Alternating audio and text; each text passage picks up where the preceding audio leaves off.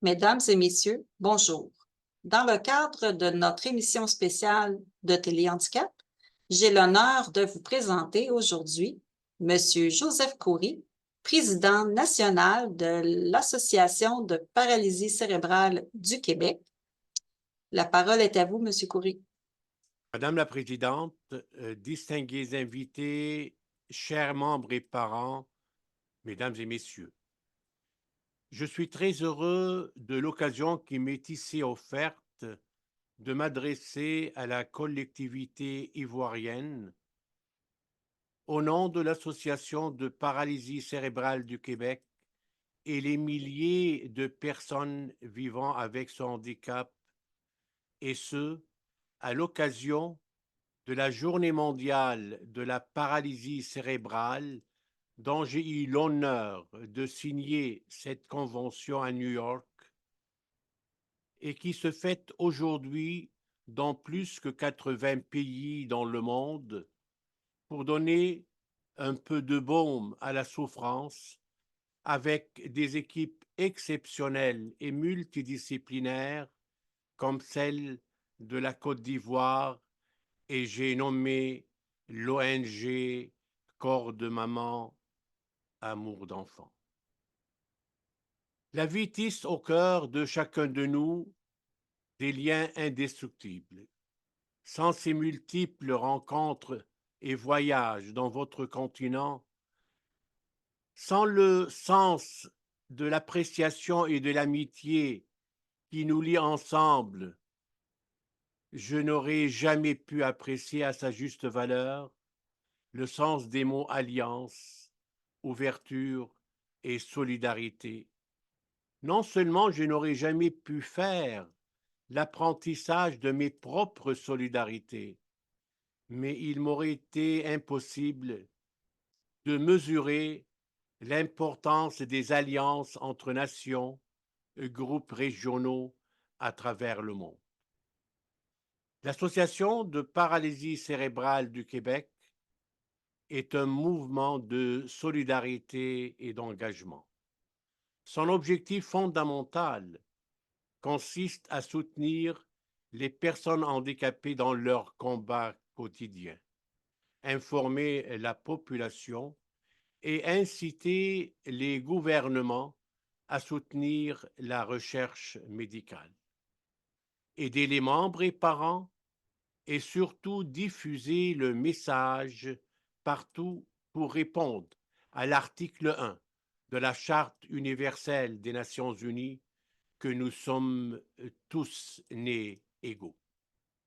La paralysie cérébrale, comme définition, est un trouble neuromoteur, se traduisant par une désorganisation du mouvement et de la posture, dont la cause est une lésion au niveau du cerveau survenue avant ou à la naissance. Cette anomalie, qui survient au cours du développement du cerveau, relève d'une infection, une hémorragie ou un manque d'oxygène, élément important à la vie des cellules. Parce que sans ces cellules, les différents muscles ne peuvent pas fonctionner correctement. C'est pour la raison laquelle les statistiques de nos jours confirment que le nombre des bébés naissant avec un handicap sont tous des paralytiques cérébraux.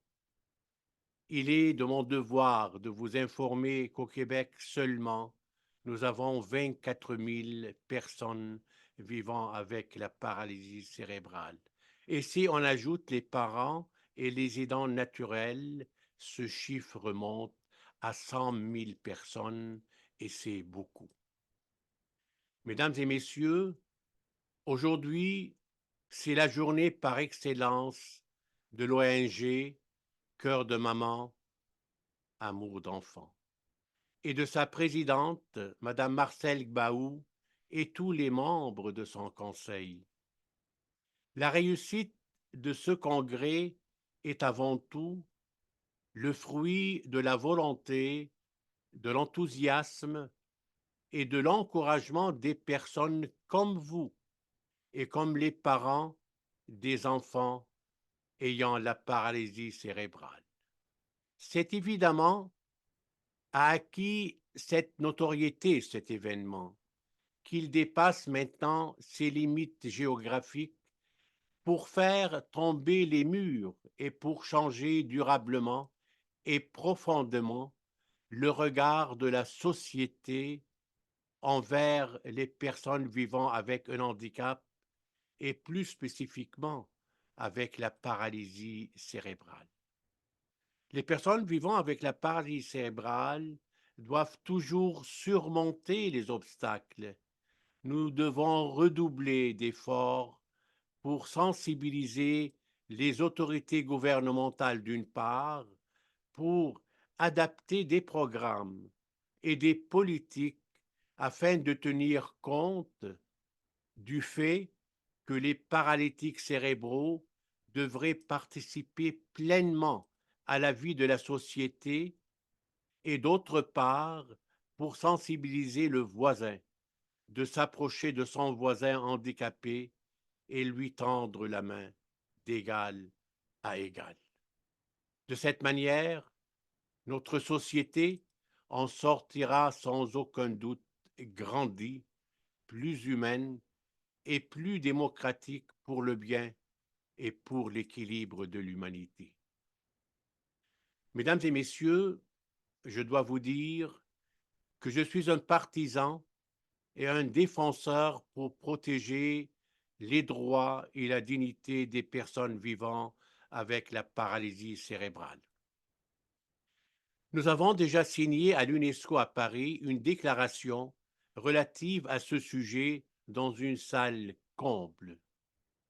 Il est juste de dire que c'est à partir de différents gestes que le handicap brisera le silence et commencera à être défini avec clarté dans une diversité inclusive.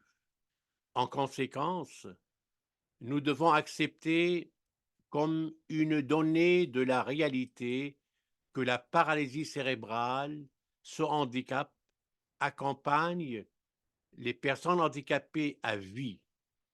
Il est de notre devoir de sensibiliser les gouvernements et les entreprises, d'agir rapidement auprès de ces personnes qui n'ont pas été choyées dans la vie.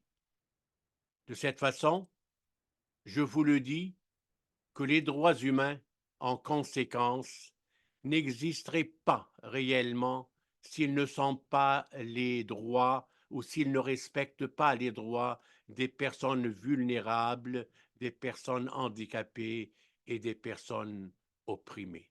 C'est pourquoi, dans cette société asymétrique, il est important de reconnaître les droits apparemment égaux qui sont, pour moi, les droits à la vie. C'est la raison pour laquelle je m'arrête aujourd'hui pour parler un petit peu des caractéristiques de cette journée éblouissante à l'occasion de votre congrès qui nous fait réfléchir, Madame la Présidente, à cette résilience inspirante et cet engagement vivant que vous dégagez avec votre équipe envers vos enfants et les enfants d'autres parents.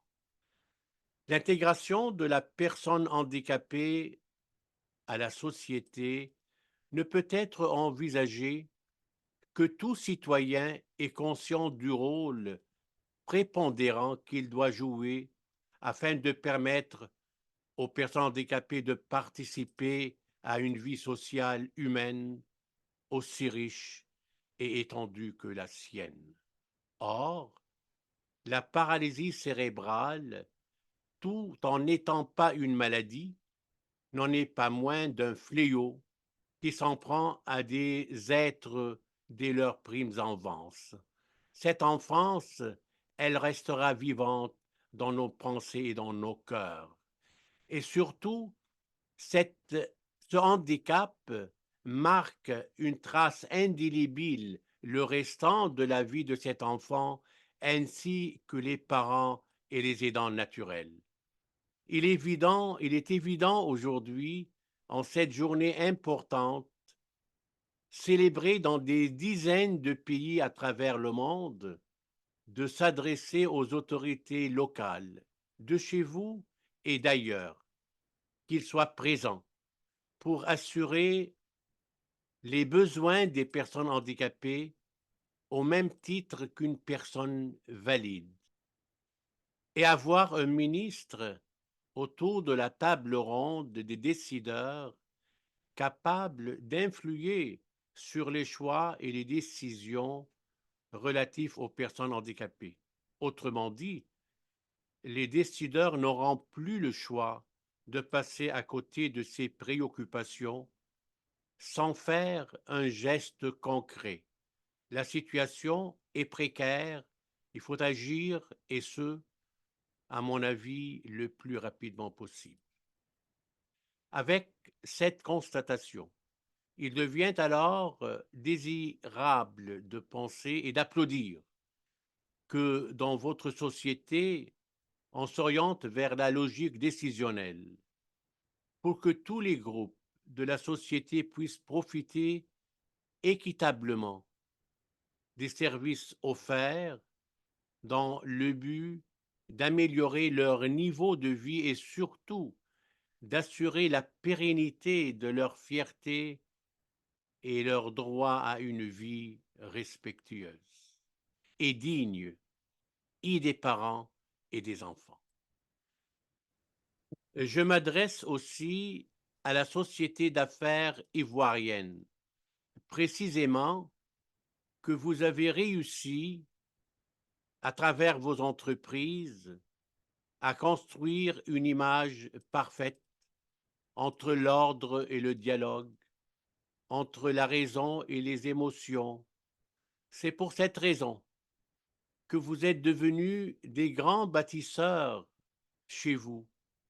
Je vous demande, à travers votre image propre et audacieuse, de prendre en considération la vulnérabilité de ces enfants qui n'ont rien, ou presque, pour vivre avec ce handicap et surtout tendre la main à titre de partenaire à une association qui se bat jour après jour pour répondre aux besoins quotidiens, exigeants, au niveau de différents services comme l'éducation, l'alphabétisation, les équipements spécialisés, les visites médicales, le vieillissement de la population, la recherche scientifique et surtout la situation précaire des parents qui vivent quotidiennement l'impact de ce terrible handicap. Il est évident que les moyens ne sont pas au rendez-vous pour répondre à toutes ces exigences. C'est pour cette raison que je fais appel à ces nouveaux partenaires ivoiriens, comme on fait chez nous, au Québec, de donner un peu de baume à la souffrance afin de permettre des activités diverses et d'améliorer la qualité de vie de personnes vivant avec la paralysie cérébrale en Côte d'Ivoire. En terminant, c'est grâce à l'engagement, à la solidarité et à la résilience d'hommes et de femmes de chez vous que votre association Cœur de maman, amour d'enfant durera longtemps. Je vous souhaite toute l'énergie des gens libres et en santé. Je suis convaincu que la compassion et la générosité de Madame Gbaou et son équipe offrent aux personnes ayant la paralysie cérébrale en Côte d'Ivoire seront reconnues et récompensées pour que le soleil se lève à l'horizon pour de meilleurs lendemains. Et je vous remercie en vous souhaitant un excellent congrès. Merci.